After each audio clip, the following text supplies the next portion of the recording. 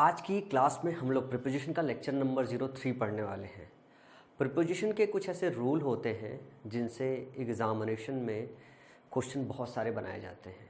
उन छोटे छोटे रूल्स को आज की क्लास में हम लोग कवर करेंगे और एक बार उन्हें कवर कर लेंगे तो बहुत सारी चीज़ें हम और सीख जाएंगे जो अभी तक हमने सीखा है।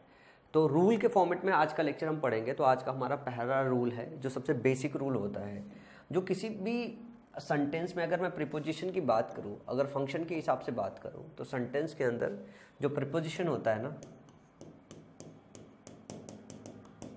प्रीपोजिशन हमेशा अपने बाद ऑब्जेक्ट या यूं कह लो ऑब्जेक्ट यूनिट लेता है। ऑब्जेक्ट यूनिट लेता है। इस बात का क्या मतलब बनता है, इस पर बहुत सारा क्वेश्चन बनता है। इस बात का क्या मतलब बनता है ऑब्जेक्ट या ऑब्जेक्ट यूनिट का? ऑब्जेक्ट या ऑब्जेक्ट यूनिट का ये मतलब बनता है कि जब भी प्रीपोजिशन आएगा तो प्रीपोजिशन के बाद आपको ध्यान रहना है कि आपको एक नाउन फ्रेज देखने को मिलेगा। नाउन फ्रेज का मतलब हो गया कि आपको उसमें नाउन या प्रोनाउन मिलेगा और इसके साथ जो है आपका एग्जेक्टिव, साथ में इसके आपके एडवर्ब और साथ में इसके आपके आर्टिकल का कॉम्बिनेशन हो सकता है। लेकिन एक चीज़ है, जो नाउन प्रोनाउन है ये सब्जेक्ट यूनिट का या ऑब्जेक्ट यूनिट का मुख्य हिस्सा होता है। तो हमको इस बात को ध्यान रखना होता है कि जो प्रीपोजिशन होता है वो अपने बाद ऑब्जेक्ट लेता है। ऑब्जेक्ट जो बना होता है वो नाउन प्रोनाउन से बना होता है, या नाउन प्रोनाउन के साथ एग्जेक्टिव हो सकता है, एडवर्ब हो सकता है, आर्टिकल, या इनमें से सब हो सकते हैं, इनमें से एक या दो हो सकता है। लेकिन नाउन या प्रोनाउन के बगैर जो है हमारा ऑब्जेक्ट यूनिट बनता नहीं है। ये बहुत बेसिक बात है जो बहुत पहले से हम लोग डिस्कशन करते हुए आ रहे हैं और इसे हम यहाँ पे समझना भी बहुत जरूरी है। जैसे एग्जाम्पल देखेंगे, आई डू नॉट डिपेंड। डिपेंड के बाद ध्यान से देखना, यहाँ पे ऑन लगा है। ऑन क्या है? ये है आपका प्रीपोजिशन। अगर ये प्रीपोजिशन है तो इसके बाद हमेशा क्या आना चाहिए? ऑब्जेक्ट। और यहाँ पे हिम क्या है? हिम क्या है? हिम आपका ऑब्जेक्ट है और ऑब्जेक्ट में क्या है? प्रोनाउन है। ऑब्जेक्ट में प्रोनाउन है। और अगर प्रोनाउन इस्तेमाल हो रहा हो, प्रोनाउन इस्तेमाल हो रहा हो तो हमेशा ध्यान रखना, क्योंकि प्रीपोजिशन अपने बाद ऑब्जेक्ट लेता है तो प्रोनाउन हमेशा ऑब्जेक्टिव केस में होना चाहिए। किस केस में होना चाहिए? ये हमेशा ऑब्जेक्टिव केस में होना चाहिए जो प्रोनाउन है। ये छोटी छोटी बातें हैं जो आपको ध्यान रखना है। जैसे सी रिलाइज ऑन मी। अब सी रिलाइज के बाद ऑन लगा है, ऑन के बाद लगा है मी। मी क्या है? ऑब्जेक्टिव केस का प्रोनाउन। ऑब्जेक्टिव केस का प्रोनाउन है। इसी तरीके से अगर मैं बात करूं, ही लुक्स लाइक मी।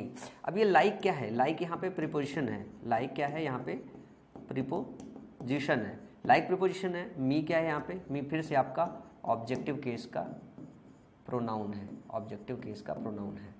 इसी तरीके से बात करूं एग्जाम्पल नंबर 4 में, she is having an affair with him. अब यहाँ पे देखो, विथ क्या है? विथ आपका प्रीपोजिशन है। विथ आपका प्रीपोजिशन है। और अगर प्रीपोजिशन है तो जो हिम है यहाँ पे क्या है? ऑब्जेक्टिव केस का प्रोनाउन है। ऑब्जेक्टिव केस का प्रोनाउन है। तो जो प्रीपोजिशन होता है, प्रीपोजिशन हमेशा अपने बाद ऑब्जेक्ट लेता है। ऑब्जेक्ट में सिर्फ नाउन हो सकता है, सिर्फ प्रोनाउन हो सकता है, या नाउन प्रोनाउन के साथ एग्जेक्टिव आ सकता है, आर्टिकल आ सकता है, एडवर्ब आ सकता है। वो अपने आप में पूरी यूनिट हो सकती है, आपका ऑब्जेक्ट यूनिट हो सकती है। ये ऐसी बात है जो हम बहुत स्टार्ट में भी सीखते हुए आ रहे हैं। जब हम लोगों ने अपना सबसे पहला लेक्चर डिस्कस किया था ना, उस पहले लेक्चर में भी ये डिस्कशन हुआ था। अब यहाँ पे थोड़ा सा इसका एक्सटेंडेड केस देखना है। हमने अभी तक क्या पढ़ा कि प्रीपोजिशन अपने बाद ऑब्जेक्ट लेता है या ऑब्जेक्ट यूनिट लेता है, और इसके बाद ये केस 1 हो गया, ठीक है ना, जो याद रखना अपने को। ये केस 01 हो गया जो याद रखना है अपने को। इसके बाद केस 02 की भी चर्चा हम लोग यहाँ पे करने वाले हैं। ये केस 01 हो गया और केस 02 की भी चर्चा हम लोग यहाँ पे करने वाले हैं। केस 02 की चर्चा कर लेते हैं। केस 02 की अगर मैं बात करूँ, केस 02 की बात करूँ अगर मैं, तो केस 02 में क्या है कि एक बात है जो और अपने को समझना है कि जो प्रीपोजिशन होता है ना, प्रीपोजिशन अपने बाद जो है क्लॉज भी ले सकता है। और क्लॉज का मतलब क्या है? इसमें आपका एक सब्जेक्ट होता है, साथ में आपका प्रेडिकेट होता है। क्या होता है? प्रेडिकेट होता है। और जो प्रेडिकेट होता है ये अपने आप में सिंपल सा वर्ब हो सकता है, या वर्ब के साथ इसमें ऑब्जेक्ट हो सकता है, या फिर इसके साथ जो है अदर वर्ड्स भी हो सकते हैं। अदर वर्ड्स भी हो सकते हैं। इतना बड़ा कॉम्बिनेशन हो सकता है ये जो पूरा का पूरा क्लॉज। तो सिर्फ और सिर्फ आप सब्जेक्ट यूनिट ना लेके, एक फ्रेज ना लेके आप क्लॉज ले सकते हैं। जब हम यहाँ पे बात करते हैं ऑब्जेक्ट या ऑब्जेक्ट यूनिट, तो ये जो पूरी इकाई होती है क्या होती है? आपकी फ्रेज होती है। एक होती है फ्रेज। लेकिन प्रीपोजिशन अपने बाद जो है सिर्फ फ्रेज ही नहीं ले सकता, पूरा का पूरा क्लॉज ले सकता है। जैसे एग्जांपल देखो, एक उज्जवल वॉज प्लीज्ड विथ, उज्जवल खुश हुआ, उज्जवल वॉज प्लीज्ड विथ, किसके साथ खुश हुआ? What Shalu did for him, जो शालू ने उसके लिए किया। ये जो what Shalu did for him जो लिया गया है, ये पूरा का पूरा आपका क्या है? ये पूरा का पूरा जो हिस्सा है, ये पूरा का पूरा क्लॉज है। क्लॉज पहचानने तो आता होगा। क्लॉज में आपको समझना है कि शालू आपका क्या हुआ? सब्जेक्ट हो गया, ठीक है ना, और यहाँ पे वर्ब हो गया, और जैसे ही सब्जेक्ट और वर्ब का कॉम्बिनेशन आ गया, अपने आप में ही क्या हो गया? अपने आप में ही वो पूरा का पूरा क्लॉज हो गया। सब्जेक्ट और वर्ब का कॉम्बिनेशन ही आपका क्लॉज कहलाता है, कम से कम में, ठीक है ना। तो ये what Shalu did for him, what Shalu did for him, इस विथ प्रीपोजिशन का क्या है? ये पूरा का पूरा ऑब्जेक्ट है और ये पूरा का पूरा क्लॉज है। जरा ध्यान से देखिए कि एक प्रीपोजिशन फॉर यहाँ पे भी आया है, ये प्रीपोजिशन यहाँ पे भी आया है, और हिम फिर से यहाँ पे क्या है? ऑब्जेक्टिव केस का प्रोनाउन है जो इसका ऑब्जेक्ट है, जो इसका ऑब्जेक्ट है। तो फ्रेज भी इसका ऑब्जेक्ट हो सकता है, इसका क्लॉज भी ऑब्जेक्ट हो सकता है। जैसे दूसरा एग्जांपल देखो, पे अटेंशन टू, तो टू का जो ऑब्जेक्ट है वो है व्हाट योर पेरेंट्स से, जो तुम्हारे पेरेंट्स ने कहा। पे अटेंशन, उस बात पे ध्यान दो जो तुम्हारे पेरेंट्स ने कहा। तो ये पूरा का पूरा जो क्लॉज है, व्हाट योर पेरेंट्स से, व्हाट योर पेरेंट्स से, ये पूरा का पूरा जो क्लॉज है, ये क्लॉज इस टू का क्या है? इस टू का ऑब्जेक्ट है। तो जो प्रीपोजिशन का ऑब्जेक्ट हो सकता है, अगर मैं समरी करूं तो अगर सिर्फ नाउन है या सिर्फ प्रोनाउन है तो ये क्या होगा? ये वर्ड होगा। अगर पूरा का पूरा इसके साथ आपका एग्जेक्टिव और नाउन प्रोनाउन के साथ अगर आपका एडवर्ब और आर्टिकल पूरा आ जाए तो ये क्या होता है? ये फ्रेज होता है, पूरा का पूरा आपका ऑब्जेक्ट। और तीसरी जो इंपॉर्टेंट बात है कि इसके साथ पूरा का पूरा जो क्लॉज है, ये पूरा का पूरा अपने आप में इसका ऑब्जेक्ट हो सकता है। जो क्वेश्चन बनता है, वो क्वेश्चन ज़्यादातर जो यहाँ पे बनता है वो बनता है आपके इस बात पे कि ये अपने बाद जो है ऑब्जेक्ट यूनिट लेता है, और ऑब्जेक्ट में नाउन का होना कंपलसरी है, ये बात है। इसके अलावा इसका एक तीसरा केस भी होता है, ये एडवर्ब ऑफ टाइम और adverb of place. Adverb of time और एडवर्ब ऑफ प्लेस, ऐसे वर्ड जो टाइम बताते हैं किसी भी वर्ब का, या प्लेस बताते हैं किसी एक्शन का, तो वो उनको क्या बोलते हैं हम? एडवर्ब ऑफ टाइम या एडवर्ब ऑफ प्लेस। ये भी प्रीपोजिशन के ऑब्जेक्ट हो सकते हैं, ये भी प्रीपोजिशन के ऑब्जेक्ट हो सकते हैं। जैसे I did not like to go from here, देखो फ्रॉम के बाद आपको पता है क्या आना चाहिए? फ्रॉम के बाद आपका ऑब्जेक्ट या ऑब्जेक्ट यूनिट आना चाहिए। ये क्या है? ये प्रीपोजिशन है, ये प्रीपोजिशन है। अब हेयर क्या है? हेयर जो है ये प्लेस को रिप्रेजेंट करता है, हेयर और देयर क्या है? प्लेस को रिप्रेजेंट करता है, तो ये एडवर्ब ऑफ प्लेस है। I did not like to go, मैं जाना पसंद नहीं करता हूँ। कहाँ जाना नहीं पसंद करता हूँ? तो ये गो के लिए आया हुआ है, लेकिन इस प्रीपोजिशन का क्या है? यहाँ पे ऑब्जेक्ट है। तो एडवर्ब ऑफ जो प्लेस होता है, ये भी क्या हो सकता है? प्रीपोजिशन का ऑब्जेक्ट हो सकता है, प्रीपोजिशन का ऑब्जेक्ट हो सकता है।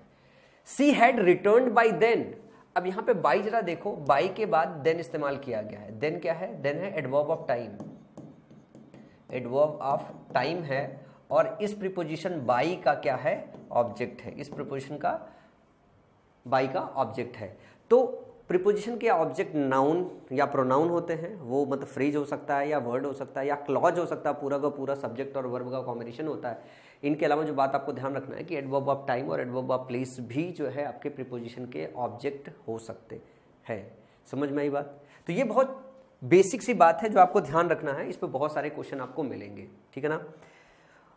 इसका रूल नंबर 02 दूसरा है, देखो कई बार क्या होता है कि सेंटेंस के अंदर, कई बार ऐसा होता है कि सेंटेंस के अंदर हम दो वर्ड्स को लेते हैं, दो वर्ब होता है, दो एग्जेक्टिव होते हैं, जिनको हम सेंटेंस के अंदर डालते हैं कंजंक्शन के थ्रू जोड़ के। कंजंक्शन के थ्रू जोड़ के आप ऐसे समझो, हमने एक कनेक्टर लिया, कनेक्टर को मैं प्लस साइन से लिख दे रहा हूँ, तो हमने लिया वर्ब 1 और वर्ब 2, इनको मैंने जोड़ दिया।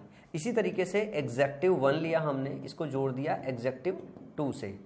तो क्या होता है, ये जो वर्ब है ना, ये अपने साथ एक प्रीपोजिशन लेता है, ये अपने साथ एक प्रीपोजिशन लेता है, और ये वर्ब अगर अपने साथ एक डिफरेंट प्रीपोजिशन लेता है, ये वाला प्रीपोजिशन लेता है, ये वाला भी प्रीपोजिशन लेता है, ये प्रीपोजिशन 1 लेता है, ये प्रीपोजिशन 2 लेता है अपने हिसाब से, ठीक है ना। तो जब भी हम इसको कंबाइंड करके सेंटेंस के अंदर डालते हैं, तो इसके साथ आने वाला सुटेबल प्रीपोजिशन को सेंटेंस के अंदर मेंशन करना होता है, और इसके साथ आने वाला सुटेबल प्रीपोजिशन को मेंशन करना पड़ता है। इसी तरीके से एग्जेक्टिव 1 एग्जेक्टिव 2 के साथ अगर यहाँ पे प्रीपोजिशन 1 इसके साथ लगना है और इसके साथ प्रीपोजिशन लगना है, इसके साथ प्रीपोजिशन लगना है, तो इन दोनों को इनके साथ मेंशन करना जरूरी रहता है। लेकिन एक और खास बात ये होती है कि सपोज करो यही केस है कि वर्ब 1 को वर्ब 2 के साथ ज्वाइन कर रहे हो, वर्ब 1 को वर्ब 2 के साथ ज्वाइन कर रहे हो, या एग्जेक्टिव 1 को एग्जेक्टिव 2 के साथ ज्वाइन कर रहे हो। अगर इन दोनों वर्ब्स कॉमन प्रीपोजिशन लेते हैं, ये दोनों एग्जेक्टिव कॉमन अगर प्रीपोजिशन लेते हैं, तो इस प्रीपोजिशन को सिर्फ एक बार मेंशन करना होता है। अगर एक वर्ब को दूसरे वर्ब के साथ ज्वाइन कर रहे हो, दोनों अलग अलग प्रीपोजिशन लेते हैं, तो दोनों मेंशन करना होता है। एक एग्जेक्टिव को दूसरे एग्जेक्टिव के साथ ज्वाइन कर रहे हो, दोनों अलग अलग प्रीपोजिशन लेते हैं, तो दोनों को मेंशन करना जरूरी है। अगर कॉमन प्रीपोजिशन लेते हैं तो एक को ही मेंशन करना जरूरी है। एग्जाम्पल देखो, जिस लिखा है Shivam is conscious of and engaged in his work. तो कॉन्शियस जो है वो अपने साथ प्रीपोजिशन ऑफ लेता है, इस वजह से यहाँ पे मेंशन है। इंगेज्ड अपने साथ प्रीपोजिशन इन लिया हुआ है, इसलिए मेंशन करना जरूरी है। इस क्वेश्चन को एग्जाम के अंदर पता है कैसे पूछा जाता है? इसको एग्जाम के अंदर कुछ इस तरीके से पूछा जाता है, Shivam is conscious and engaged in his work. ये ऐसे पूछा जाता है। जब ये ऐसे पूछा जाता है तो पढ़ने में रिदम में कुछ गड़बड़ी महसूस नहीं होती है और हमको लगता है सब कुछ सही है। तो Shivam is conscious and engaged in his work, इससे हमें मतलब अंदाजा ही नहीं लगता, हमें सेंटेंस के अंदर अंदाजा ही नहीं लगता कि प्रीपोजिशन लगना चाहिए या नहीं लगना चाहिए। फिक्स प्रीपोजिशन का एक चार्ट आता है, उसको आपको रट्टा मारना पड़ेगा। फिक्स प्रीपोजिशन चार्ट का ये तकरीबन 370 वर्ड्स की लिस्ट होती है, जिसमें से जो आम जिंदगी में यूज होने वाले वर्ब होते हैं, एग्जेक्टिव होते हैं, जो अपने साथ प्रीपोजिशन लेते हैं, नाउन होते हैं, तो वो उनके साथ मेंशन होकर आता है। जैसे कॉन्शियस अपने साथ प्रीपोजिशन ऑफ लेता है, इंगेज अपने साथ प्रीपोजिशन फिक्स प्रीपोजिशन इन लेता है, तो दोनों को मेंशन करना बहुत जरूरी है। जैसे अवगत व सरप्राइज अपने साथ एट लेता है। अब ये कनेक्टर है एज वेल एज, इसके साथ जोड़े हो प्लीज्ड, तो ये जो है सरप्राइज और जो प्लीज है, तो सरप्राइज अपने साथ एट लेता है, प्लीज्ड अपने साथ विथ लेता है, तो हमने दोनों प्रीपोजिशन मेंशन कर रखा है। तो अगर वर्ब आपका ये मैं अगर वर्ब 1 दूं और ये जो है वर्ब 2 दूं, वर्ब 1 को वर्ब 2 से हमने ज्वाइन किया हुआ है, तो ध्यान से देखो कि ये अपने साथ एट ले रहा है, ये अपने साथ विथ ले रहा है, तो हमने दोनों को मेंशन कर रखा है। इसी तरीके से Yogesh is senior and older then Harish. अब यहाँ पे देखो इस सेंटेंस के अंदर सीनियर अपने साथ प्रीपोजिशन टू लेता है, जबकि ओल्डर अपने साथ प्रीपोजिशन देन लेता है। तो ओल्डर के साथ देन तो मेंशन किया है, पर इस सेंटेंस के अंदर टू नहीं है, तो यहाँ पे आपको टू मेंशन करना पड़ेगा। Yogesh is senior to and older than Harsh, यहाँ पे सीनियर के साथ टू का मेंशन करना बहुत जरूरी है। इसी तरीके से Ujjwal's mobile is different and cheaper than mine. Different अपने साथ जो प्रीपोजिशन लेता है वो लेता है फ्रॉम, और चीपर अपने साथ जो है देन लेता है। तो यहाँ देन तो मेंशन है, पर डिफरेंट के साथ फ्रॉम मेंशन नहीं है, तो यहाँ पे आपको फ्रॉम लगाने की जरूरत है। Ujjwal's mobile is different from and cheaper than mine. जब भी प्रीपोजिशन डिफरेंट हो और आप जोड़ रहे हो, जब आप जोड़ रहे हो तो जोड़ते वक्त ध्यान रखना होता है। जैसे उज्ज्वल्स मोबाइल इज डिफरेंट और चीपर, ये है क्या? ये दोनों एग्जेक्टिव है, ये एग्जेक्टिव 1 है और ये एग्जेक्टिव 2 है। अब ये डिफरेंट प्रीपोजिशन ले रहा है, ये डिफरेंट प्रीपोजिशन लेना है, तो दोनों का मेंशन करना बहुत जरूरी है। जबकि एग्जांपल अगला देखो, Pragati is younger and taller than her brother. अब यंगर भी अपने साथ देन लगता है, जो ईआर है अपने साथ देन लेता है, और यहाँ पे जो टालर है जो कंपैरेटिव डिग्री है ये भी अपने साथ देन लेता है। तो हमने कितनी बार मेंशन किया? एक बार मेंशन किया है।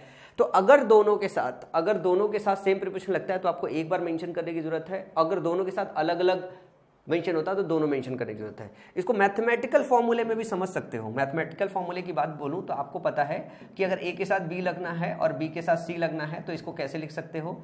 ए प्लस सी और बी कॉमन ले सकते हो। तो इसको आप मैथमेटिकल फॉर्म में ऐसे भी लिख सकते हो कि अगर प्रीपोजिशन कॉमन है तो एक बार मेंशन करना है, और प्रीपोजिशन अगर कॉमन नहीं है, अगर प्रीपोजिशन कॉमन नहीं है तो दोनों बार मेंशन करना बहुत जरूरी है, तब जाके ये स्ट्रक्चर ग्रामेटिकली करेक्ट होता है। ये बहुत कॉमन क्वेश्चन है जो आपके एग्जामिनेशन में आता है, तो ये रूल आपको याद रहना चाहिए। इसके लिए फिक्स प्रीपोजिशन का चार्ट आपको याद करना पड़ेगा, अदरवाइज जो है अगर वो चार्ट आपने नहीं याद किया, अगर फिक्स प्रीपोजिशन चार्ट नहीं याद किया तो ये चीज़ें याद नहीं रह जाएगी।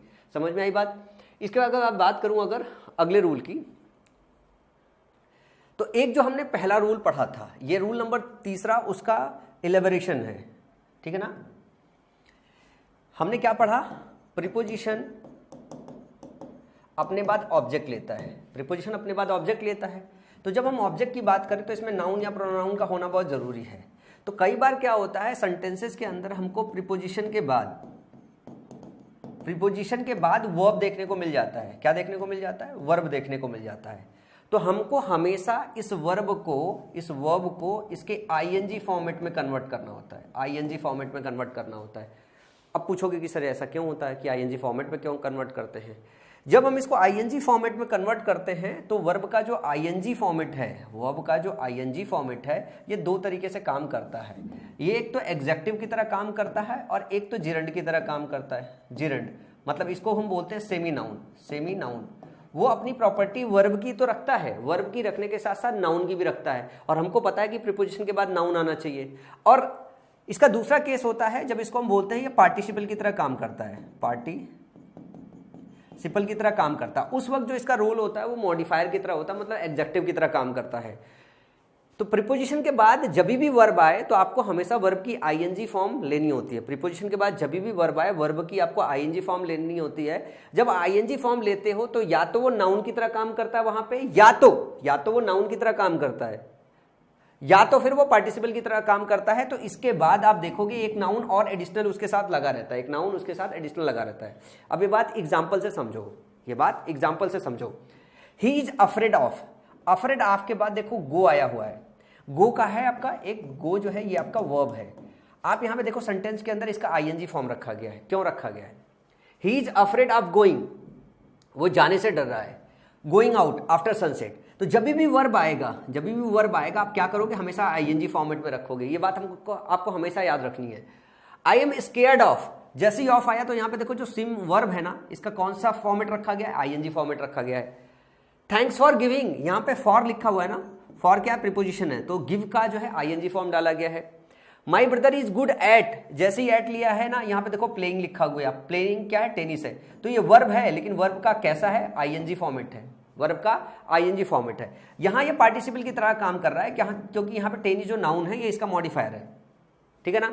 तो आपको ध्यान रखना होता है जो रखने वाली बात है, यहां ना आपको समझना है कि कहां एडजेक्टिव है और ना ही नाउन। जो याद रखने वाली चीज है वो याद रखने वाली चीज ये है कि जब भी प्रीपोजिशन के बाद आपको वर्ब मिले,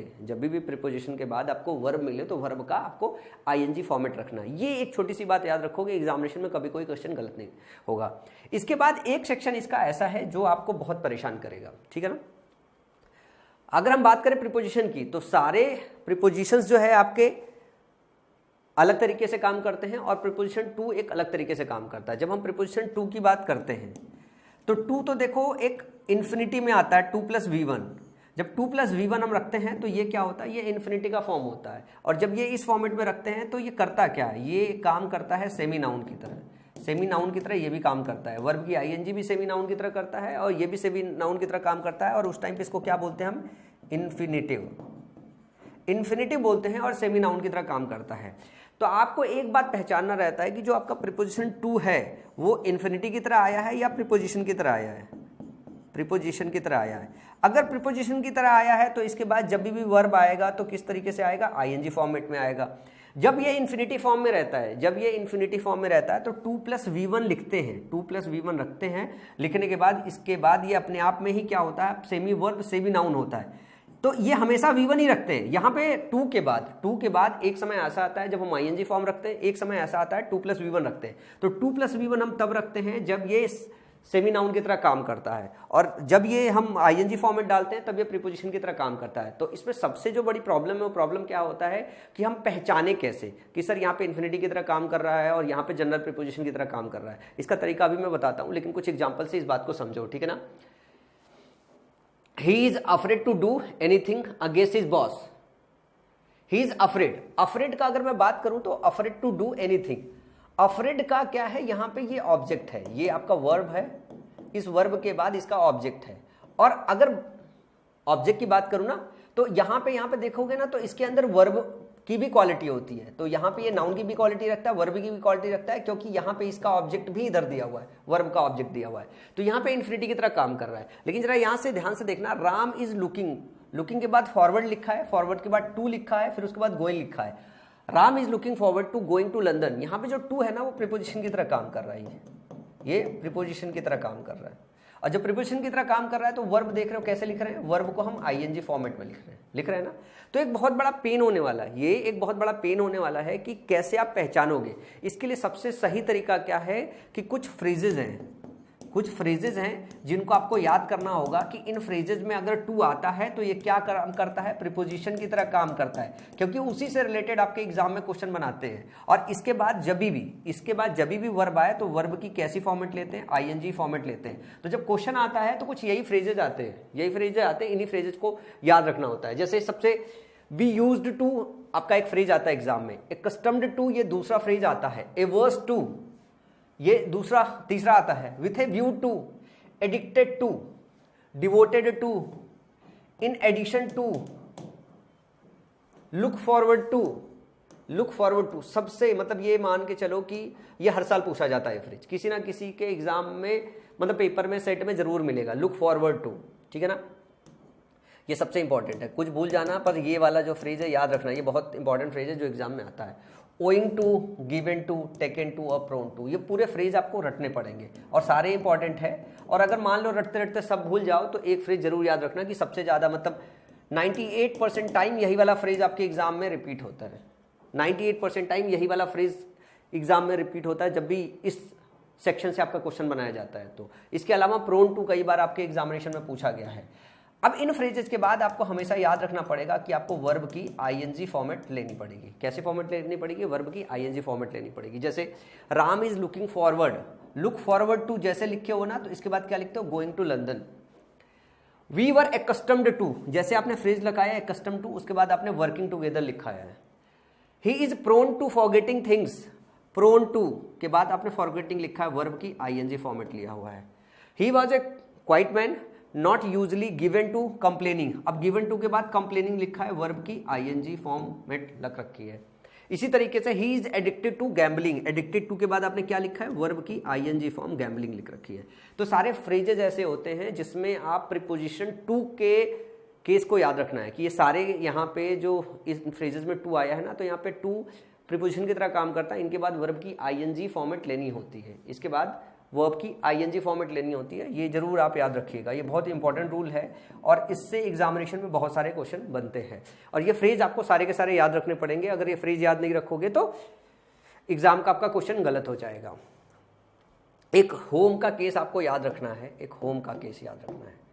होम अपने पहले प्रीपोजिशन लेता भी है और प्रीपोजिशन नहीं लेता है।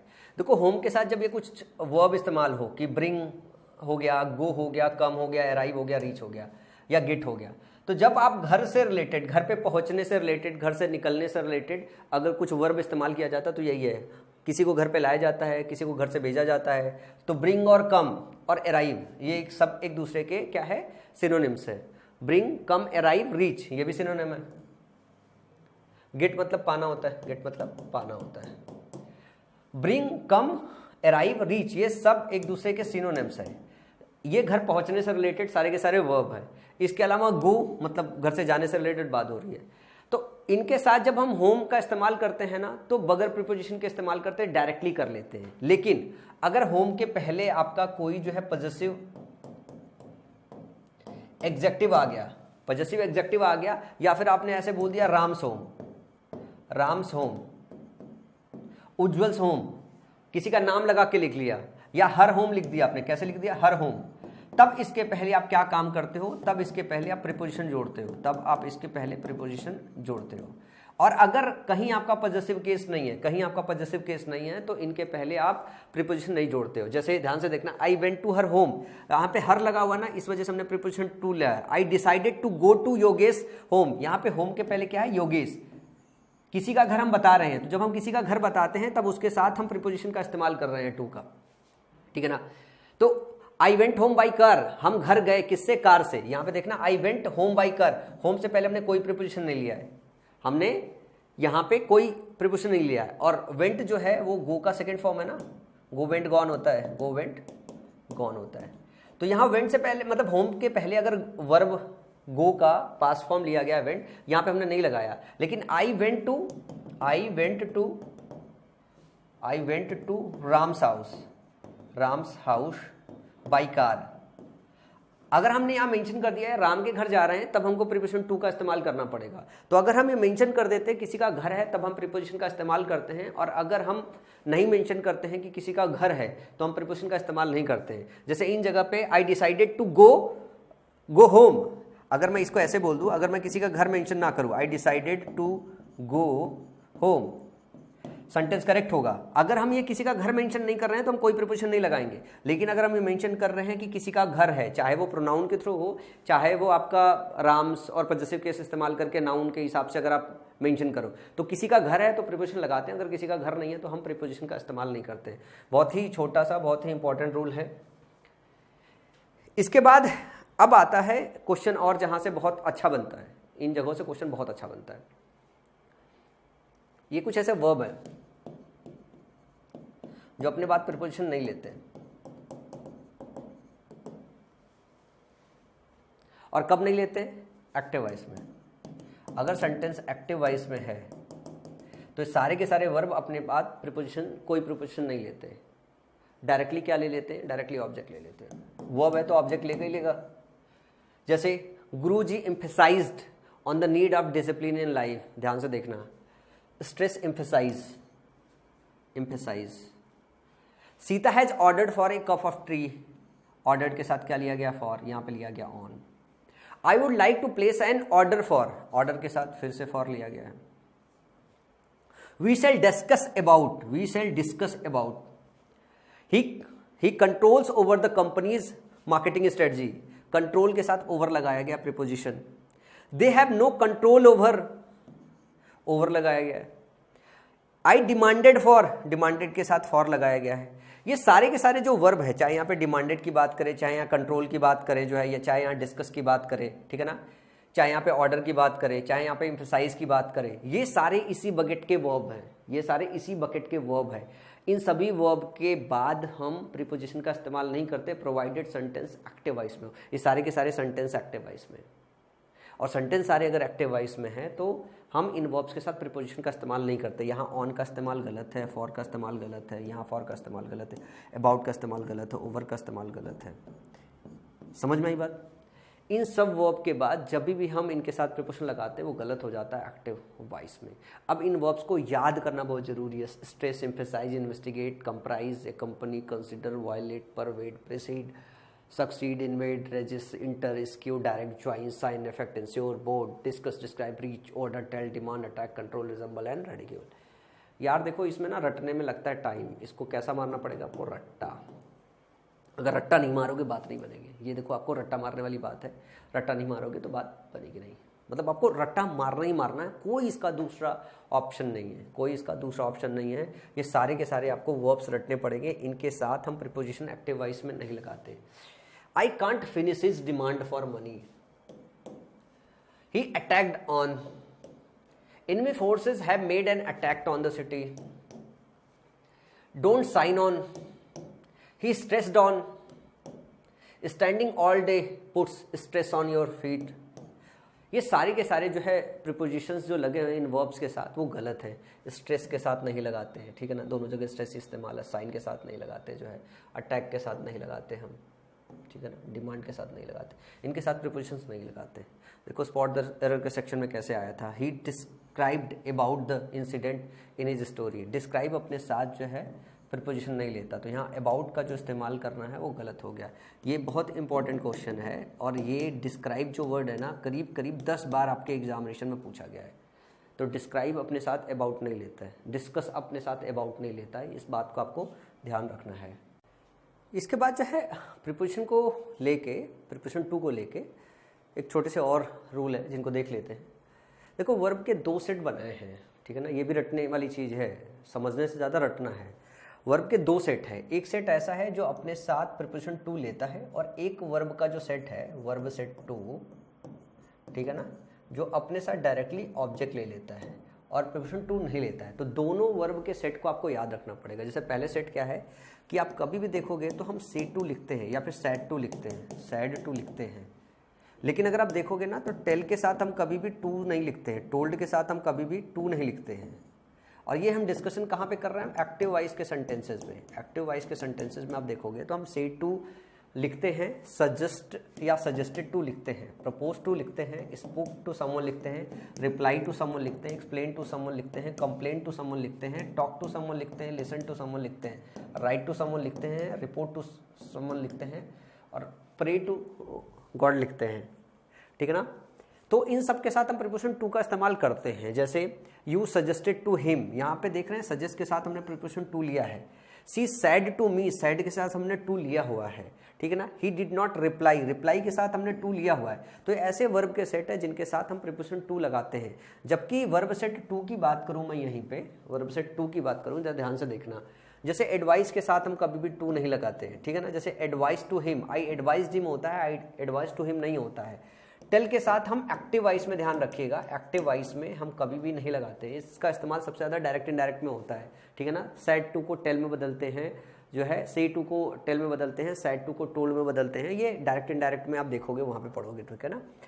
आस्क के साथ हम टू नहीं लगाते, बेग टू नहीं लगाते, कमांड टू नहीं लगाते, इनकरेज टू नहीं लगाते, रिक्वेस्ट के साथ टू नहीं लेते, इन्फॉर्म के साथ, थैंक के साथ, वेलकम के साथ, वॉर्न के साथ, फॉरबिड के साथ, ऑर्डर, रिमाइंड, कॉन्ग्रेचुलेट और कंप्लेंट, इन सब के साथ जो है टू का इस्तेमाल नहीं करते हैं। ये बात आपको याद रखनी पड़ेगी। जैसे I inform to the police, I inform the police होता है, इन्फॉर्म टू द पुलिस नहीं होता है। लेकिन पैसिव वॉइस में आप देखोगे तो इस्तेमाल कर सकते हैं। जैसे I was told to postpone the meeting, I was told to postpone, मुझे बताया गया कि मीटिंग पोस्टपोन कर दी गई, मैंने मीटिंग पोस्टपोन नहीं की। एक्टिव वॉइस में क्या होता है, डूअर काम करता है, लेकिन पैसिव वॉइस में काम हुआ है ये बताया जाता है, किसने किया वो नहीं बताया जाता।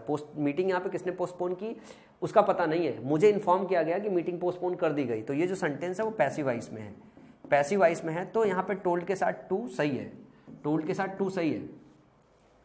जैसे हम लिखते हैं ना, I told him, I told him that my brother is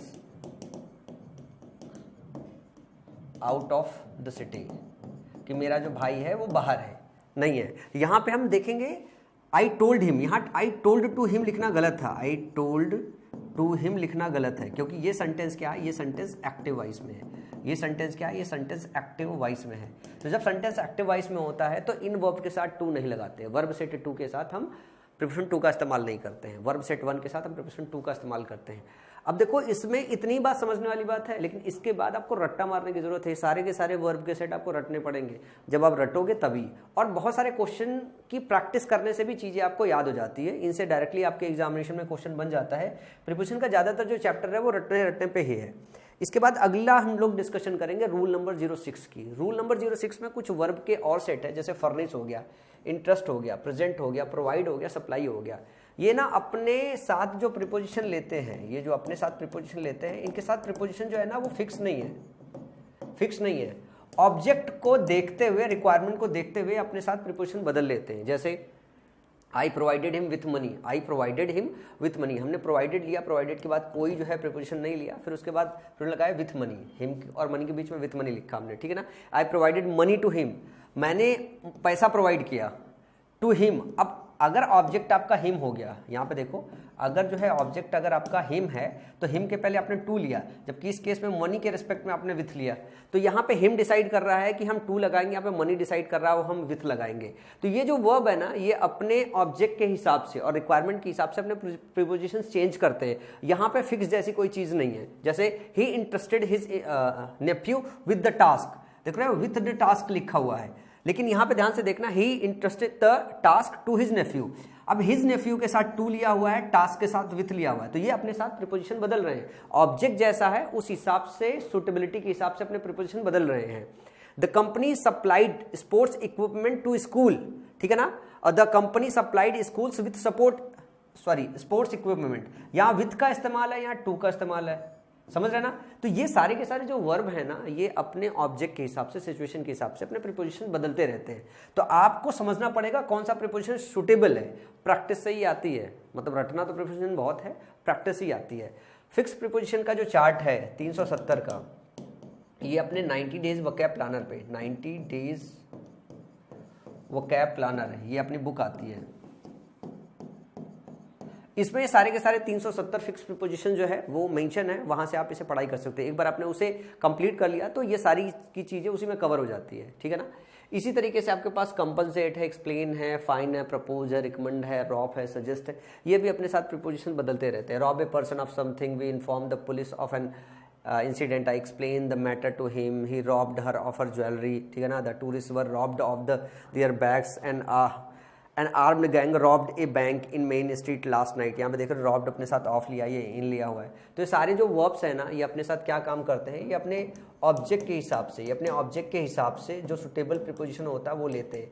यहाँ पे ना प्रीपोजिशन इनके साथ जो है वो फिक्स नहीं होता है। क्या होता है, इनके साथ प्रीपोजिशन फिक्स नहीं होता है, इनके साथ वेरिएबल प्रीपोजिशन लेते हैं डिपेंडिंग अपॉन द ऑब्जेक्ट, ठीक है ना। तो यहाँ रटने जैसी कोई चीज़ नहीं होती, बस बात समझनी होती है। ये ऐसी लिस्ट नहीं थी जिसमें हम प्रीपोजिशन को फिक्स कर दें। अब इसके बाद अगर मैं बात करूं रूल नंबर 07, रूल नंबर 07 समझना बहुत ज़रूरी है, मतलब ये थोड़ा टेक्निकल है जो आपको समझना है। कई बार आप देखोगे तो आपको सेंटेंस के एंड में प्रीपोजिशंस देखने को मिलेगा। जैसे लिखते हैं ना, I do not have a house to live in, हमने लिखा ना I do not have a house, I do not have a house. इसके बाद यहाँ तक तो सेंटेंस अपने आप में कंप्लीट है, लेकिन हम इसी सेंटेंस को जब इस तरीके से लिखते हैं, आई do not have a house, इसके बाद एक इन्फिनिटी लगाते हैं, जैसे हमने लगाया टू लिव, ठीक है ना। तो इसके बाद आपको ना एक सुटेबल प्रीपोजिशन लेना होता है, एक सुटेबल प्रीपोजिशन लेता है। जैसे लिव के साथ अपने साथ सुटेबल जो प्रीपोजिशन है वो इन है। अब ऐसा क्यों करना पड़ता है वो समझना है, ठीक है ना। तो सपोज करो रूल क्या कहता है कि if an infinitive is used after a noun pronoun, अगर नाउन या प्रोनाउन के बाद अगर 2+V1 इस्तेमाल किया जा रहा है, 2+V1 नाउन या प्रोनाउन के बाद इस्तेमाल किया जा रहा है, ठीक है ना। समझना, if an infinitive is used after a noun pronoun and if the noun pronoun is the object of the verb, और ये नाउन प्रोनाउन जो है जो इसके पहले इस्तेमाल हुआ है, इस वर्ब का अगर ऑब्जेक्ट है तो हम इसके बाद एक प्रीपोजिशन लेते हैं। क्या लेते हैं, एक प्रीपोजिशन लेते हैं। फिर से समझाता हूं इसी बात को, नीचे दोबारा लिख के देखना। ऐसे सपोज करो एक नाउन लिया, एक प्रोनाउन लिया, इसके बाद हमने एक इन्फिनिटी लगाया 2+V1। अगर ये नाउन प्रोनाउन इस V1 का ऑब्जेक्ट है, क्या है, इस V1 का ऑब्जेक्ट है, तो हम इसके बाद एक प्रीपोजिशन और लगाते हैं, सुटेबल प्रीपोजिशन हम एक और लगाते हैं। और अगर ऑब्जेक्ट नहीं है तो ये प्रीपोजिशन हम नहीं लगाते। अगर ये ऑब्जेक्ट नहीं है तो प्रीपोजिशन जो है हम नहीं लगाते हैं। समझ में आई बात। तो जैसे एग्जांपल देखो, इसमें समझो, आई do not have a house, ये आपका नाउन हो गया। अब इसके बाद टू लिव लिखा हुआ, क्या लिखा है, टू लिव लिखा हुआ है। ये टू जो लिव है ना 2+V1 है। अब देखो लिव का ऑब्जेक्ट कौन है, लिव का ऑब्जेक्ट, लिव रहना कहाँ पे है, रहना घर में है। तो ये जो नाउन है ना इसका ऑब्जेक्ट है। टू लिव कहाँ पे रहना है, घर में रहना है। तो लिव का ऑब्जेक्ट कौन है, हाउस है। इसी वजह से हमने एक प्रीपोजिशन लगाया है इन। लिव अपने साथ प्रीपोजिशन इन लेना है तो हमने लिव इन ए हाउस होता है ना, लिव इन ए हाउस, तो हमने लिया ना a house, to live in a house, I don't have a house to live in. तो ये स्ट्रक्चर ऐसा होता है जब आपको समझना है कि जैसे हमने लिखा देयर इज नो चेयर, यहां पे कोई चेयर नहीं है। टू सिट, बैठना है, किस पे बैठना है, चेयर पे बैठना है। ये चेयर आपका नाउन है, ये क्या है, ये चेयर आपका नाउन है। और यही सिट का क्या है, ऑब्जेक्ट है। आप कहां बैठोगे, चेयर पे ही तो बैठोगे। और अगर ये इसका ऑब्जेक्ट है तो हम एक प्रीपोजिशन लगाते हैं। तो हमने सिट के साथ प्रीपोजिशन ऑन लिया है कि चेयर के ऊपर बैठना है। इसी तरीके से देखना, सी हैज नोबडी, नोबडी आपका क्या है, एक प्रोनाउन हो गया, इंडेफिनिट प्रोनाउन हो गया। टू ईट, खाना किसको है, नोबडी को खाना है। और नोबडी को अगर खाना है इसका मतलब है कि ये इसका ऑब्जेक्ट है। अगर ऑब्जेक्ट है तो इसके साथ हम प्रीपोजिशन लेते हैं विद। अब जरा इस वाले एग्जांपल देखना, we have nothing to eat, हमारे पास कुछ नहीं है खाने को, हमारे पास कुछ नहीं है खाने को, ये प्रोनाउन है। ये ईट का ऑब्जेक्ट नहीं है, ईट का ऑब्जेक्ट नहीं है। जो खाएगा वो कोई ना कोई बंदा खाएगा, जो खाएगा वो कोई बंदा खाएगा। तो यहाँ पे जो ईट है ना, ईट इसका ऑब्जेक्ट नहीं है। ईट अगर इसका ऑब्जेक्ट, सॉरी ये नथिंग जो है ईट का ऑब्जेक्ट नहीं है, तो हमें यहाँ पे इन्फिनिटी जो है टू ईट के बाद जो है हमको यहाँ पे प्रीपोजिशन लेने के लिए नीड नहीं है। We have nothing to eat, eat के बाद कोई प्रीपोजिशन नहीं लेने की जरूरत है। ये अपने आप पे सेंटेंस पूरी तरीके से करेक्ट है। We have nothing to eat, nothing to eat. हमारे पास खाने के लिए कुछ नहीं है। यहां पे अब इस इन्फिनिटी के बाद कोई प्रीपोजिशन की नीड नहीं है। इसके पीछे का रीजन है जो ईट है ना, इसका नथिंग ऑब्जेक्ट नहीं है, इसका नथिंग ऑब्जेक्ट नहीं है। I need a pen to write with, I need a pen to write with, लिखना है, किससे लिखना है? पेन से लिखना है। अब जब लिखने की बात करें, आई नीड ए पेन, मैं एक पेन चाहता हूं, टू राइट, तो राइट कौन करेगा? पेन ही राइट करेगा, पेन से ही लिखा जाएगा, ठीक है ना। तो I need a pen to write with, तो राइट के बाद हमने विथ लिया हुआ है, राइट के बाद हमने विथ लिया हुआ है। I have a letter to write, हमारे पास एक लेटर है राइट करने के लिए, हमारे पास एक लेटर है राइट करने के लिए, चिट्ठी पे लिखना है, चिट्ठी पे लिखना है। तो ये जो लेटर है ना, ये राइट का ऑब्जेक्ट नहीं है, ये राइट का ऑब्जेक्ट नहीं है। अगर राइट का ऑब्जेक्ट नहीं है तो यहाँ प्रीपोजिशन जो विथ है ना, इसका इस्तेमाल नहीं करेंगे। I have a letter to write with, नहीं। अब समझो, जैसे मैं लिखा I have a letter to write with, अब राइट के साथ जब विथ लगा रहे हैं ना, तो जो प्रीपोजिशन विथ है ना, उसका एक्चुअली ऑब्जेक्ट है ये, ठीक है ना। जैसे हम बात कर रहे हैं लिव इन ए हाउस, अगर मैं इसका ऐसे देखूं तो मैं इसको ऐसे कर सकता हूं, लिव इन ए हाउस। तो अब समझ में आ रहा है कि ये लिव इन का क्या है? ऑब्जेक्ट है। समझ में आया बात? अब यहाँ पे sit on a chair, sit on a chair, अब समझ में आ रहा है कि इसका ऑब्जेक्ट है। इसी तरीके से जो लिखा हुआ है ना, to eat with, she has nobody to eat with, कि कोई बंदा नहीं है जिसके साथ वो खा सके। Eat with nobody, eat with nobody, किसी के साथ, मतलब किसी के साथ मत खाओ। यहां पे देखना nothing to eat, eat nothing. अब यहां पे ईट नथिंग मतलब ये ऑब्जेक्ट नहीं जाएगा, ईट नथिंग ये अपने आप में ही ऑब्जेक्ट नहीं जाएगा, ये निगेशन की बात है। तो इस वजह से यहां पे आपका जो पूरा का पूरा है जो ऑब्जेक्ट है ये है ही नहीं है। अगर ऑब्जेक्ट होता तो उसकी मीनिंग प्रॉपर कन्वे होती, यहां ऑब्जेक्ट नहीं, मीनिंग कन्वे नहीं हो रहा है। अब जैसे लिखा है ना, write with a pen, write with a pen, write with a pen, write with a pen. अब जैसे मान लो मैंने यहां पे ईट के साथ विथ लगा दिया, सपोज करो यहां पे हमने ईट के साथ विथ लगा दिया, इस वाले केस में ध्यान से देखना। अगर समझ लो हमने ईट के साथ विथ लगा दिया, ईट विथ नथिंग, नथिंग के साथ खा लो, कोई मतलब तो नहीं बनता ना, तो ये इसका ऑब्जेक्ट नहीं बनेगा, इस प्रीपोजिशन के साथ इस वर्ब का ये ऑब्जेक्ट नहीं बनेगा। समझ में आई बात? लेकिन यहाँ पे ध्यान से देखना कि write with a pen, write with a pen ये ऑब्जेक्ट बन रहा है, यहाँ पे राइट विथ अ पेन ये ऑब्जेक्ट बन रहा है। जबकि यहाँ पे लिखू ना write with a letter, write with a letter, तो ये ऑब्जेक्ट नहीं बनेगा, ये ऑब्जेक्ट नहीं बनेगा, ना ही मीनिंग निकलेगी, ठीक है ना। जैसे यहां पे इसको देखना, you live in a house, ये डिस्कशन हुआ, you sit on a chair बन रहा है, यू ईट विथ नोबडी होता है, पर यू ईट विथ नथिंग नहीं होता है, यहां विथ की नहीं, यू ईट नथिंग होता है, यू ईट विथ नथिंग नहीं होता है। You write with a pen होता है, यू राइट ए लेटर होता है। यहां पे आपको प्रीपोजिशन की जरूरत नहीं है और यहां पे आपको प्रीपोजिशन की जरूरत नहीं है।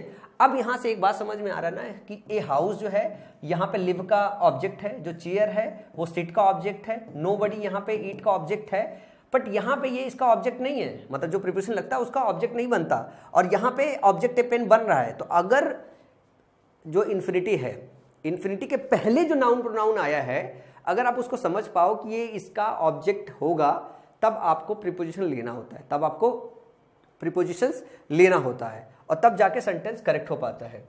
इसी तरीके से बात करूं, we don't feel bored in Delhi as there are a lot of places to roam about. तो टू रोम के साथ अबाउट है ना, अबाउट के बाद ये जो प्लेसेस है ना, तो roam about a lot of places, a lot of places जो है ये इसका ऑब्जेक्ट बन जाएगा, इसका ऑब्जेक्ट बन जाएगा। As there was no bus to travel on, अब टू ट्रेवल ऑन नो बस या टू ट्रेवल ऑन ए बस होता है ना, यू ट्रेवल ऑन ए बस होता है।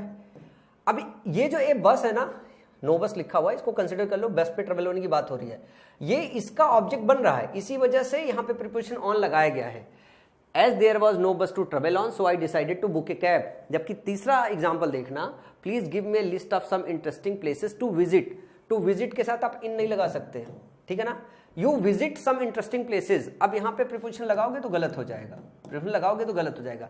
तो आपको समझना है कि जब 2+V1 आता है और इसके पहले कोई नाउन प्रोनाउन हो, और यही नाउन प्रोनाउन अगर इसका भी ऑब्जेक्ट है, तो इसको ऑब्जेक्ट के प्लेस में रखने के बजाय एक प्रीपोजिशन हम यहां पे लेते हैं जो अपनी मीनिंग कन्वे करके चला जाता है, जो अपनी मीनिंग कन्वे करके चला जाता है। तो इस चीज को समझना बहुत इंपॉर्टेंट है, ये बहुत आपके एग्जामिनेशन में जो है आता है। इस पे क्वेश्चन जो है अभी जो हम लोग प्रैक्टिस पे चलेंगे तो बहुत सारा जो है क्वेश्चन देखने को आपको मिलेगा।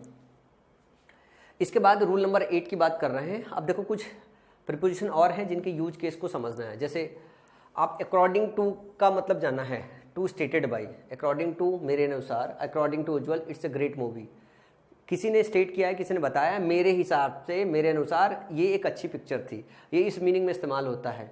बाई डिंट ऑफ, ये कुछ फ्रेजेज है आपको याद रखने का। बल पर, by force of, because of, Ujjwal pass the examination by didn't of hard work, मेहनत के बल पर उज्ज्वल ने एग्जामिनेशन पास कर लिया। इन case of, in case of का मतलब होता है in the event of, in case of medical emergency call 108। तो इन केस ऑफ का मतलब है कि अगर जरूरत पड़े तो।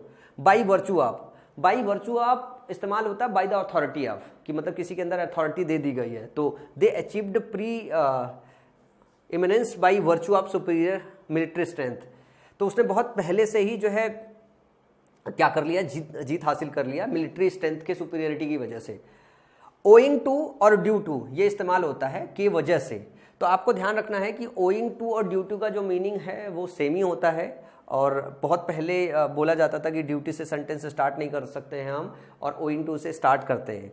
तो due to heavy rains I could not come, ये गलत है। ड्यू टू की जगह हम ओइंग टू इस्तेमाल करते हैं, ये एक चीज़ याद रखना होता है। के वजह से इसका हिंदी मतलब होता है। तो अगर हम बात करते हैं, अब मॉडर्न ग्रामर में ऐसा कुछ नहीं है, लेकिन अगर कभी भी एग्जामिनेशन में आए तो ड्यू टू से सेंटेंस को स्टार्ट नहीं करते। Owing to heavy rains I could not come होगा। This rule is not important as far as modern English is concerned. अच्छा, ये वही डिस्कशन है, मॉडर्न इंग्लिश के हिसाब से सही नहीं है। तो ड्यू टू जो है, ड्यू टू और ओइंग टू जो है ये इस्तेमाल हो जाता है इंटरचेंज करके। इनकी बस मीनिंग आपको पता करना है। बस विथ रेफरेंस टू का मतलब होता है in context of, I am writing with reference to your article on salaries for scientist. In order to, in order to का मतलब होता है for the purpose of, Ashish vacated the premises in order to avoid litigation. In course of time, on behalf of, in course of time Ujjwal faced many problems on behalf of, as a representative of, उन्नति came to receive the award on behalf of his brother। ये सारे के सारे जो phrases इस्तेमाल होते हैं और इनको याद रखना बहुत जरूरी है। जैसे एग्रीबली टू का मतलब होता है विलिंग टू।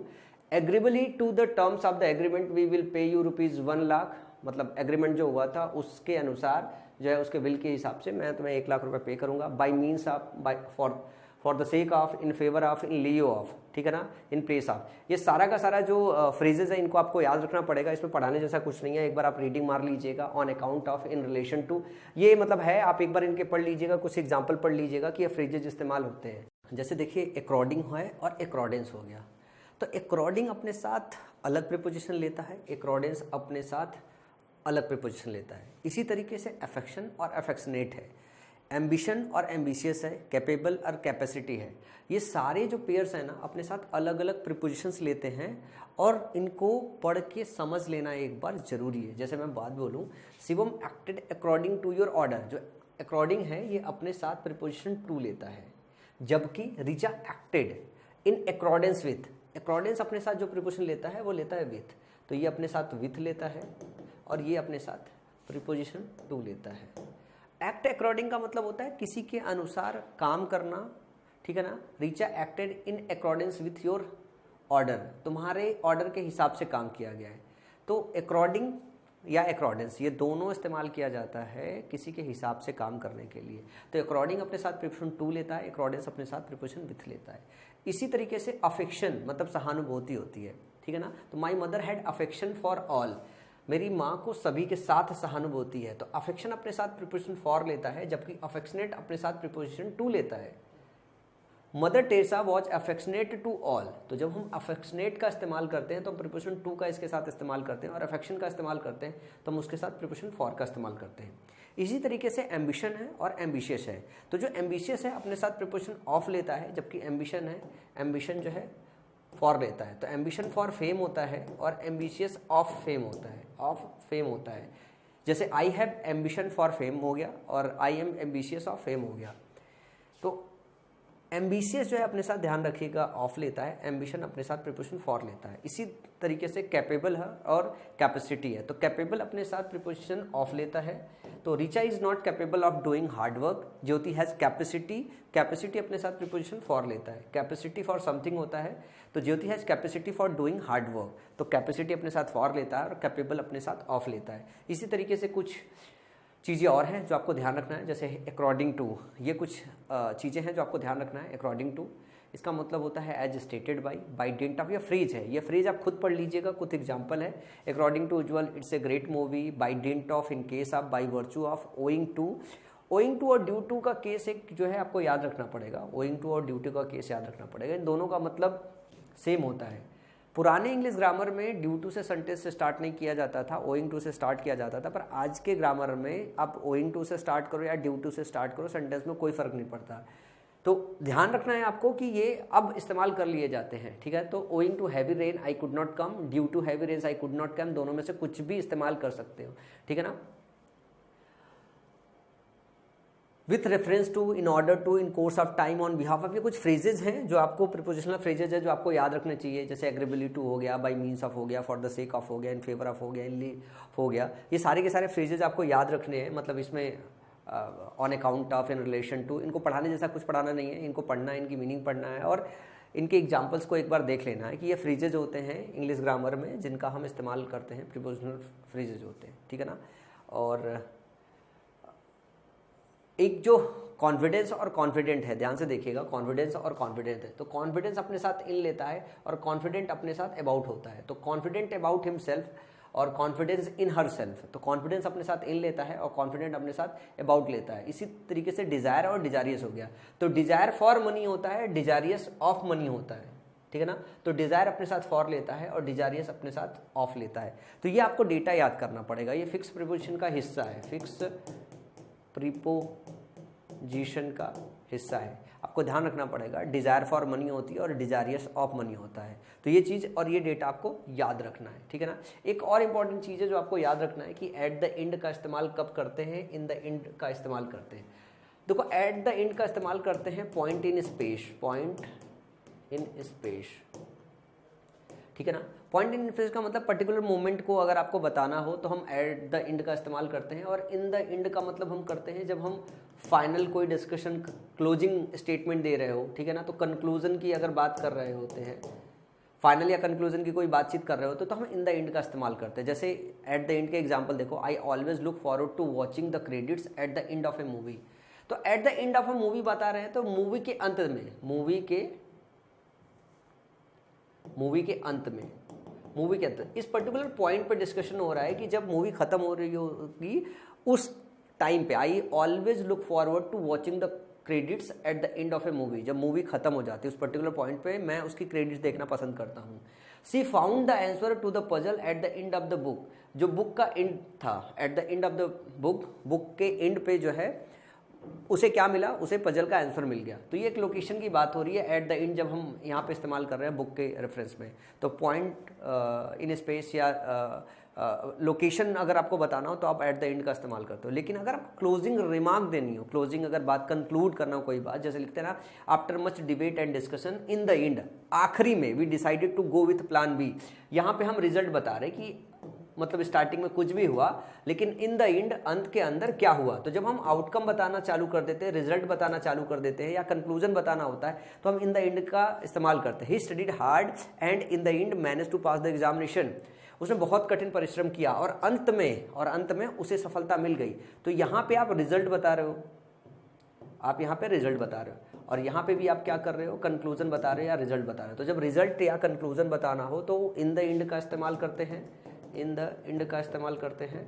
और जब आपको पॉइंट इन स्पेस या पॉइंट ऑफ लोकेशन बताना हो, ठीक है ना, पॉइंट इन स्पेस या लोकेशन बताना हो तो आप किसका इस्तेमाल करते हो, आप इस्तेमाल करते हो एट द एंड का, एट द एंड का इस्तेमाल करते हो। समझ में आई बात। तो दोनों के बीच का फर्क पता होना चाहिए कि जब आप रिजल्ट बताओगे तो इन द एंड का इस्तेमाल करोगे, जब पर्टिकुलर पॉइंट बताने की कोशिश करते हो जो है स्पेस में, तब आप एट द एंड का इस्तेमाल करते हो, ठीक है ना। तो ये प्रीपोजिशन से रिलेटेड पूरा थ्योरी का हिस्सा रहा जो यहाँ पे क्लोज हो रहा है। अब इसके बाद जो आपको ज़रूरत है वो ज़रूरत है आपको प्रीपोजिशन के क्वेश्चन प्रैक्टिस करने के। सबसे ज़्यादा जो प्रीपोजिशन के क्वेश्चन आए हैं, सबसे ज़्यादा जो प्रीपोजिशन के